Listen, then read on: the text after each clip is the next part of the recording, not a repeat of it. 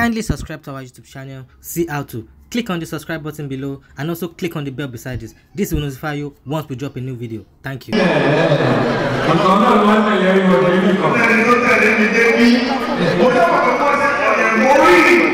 Madam Ọ̀gá Tíátà Prophetess Ṣèyí tí wọ́n pè ní Ṣáì orí lẹ́yìn wọn náà ẹ bá mi fún wọn ní àtẹ́wọ́. One round of applause, ladies and gentlemen. One round of applause. When we're talking about Femi Sola, you are talking about a lot of celebrity around him. And that is why we're here today without collecting.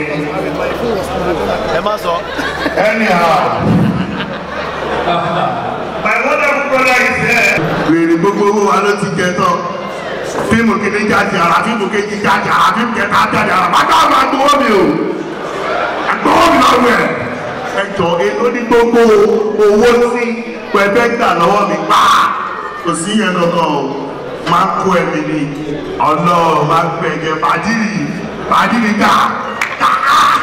Ó ìfọ̀mí ni ẹ̀ má bínú.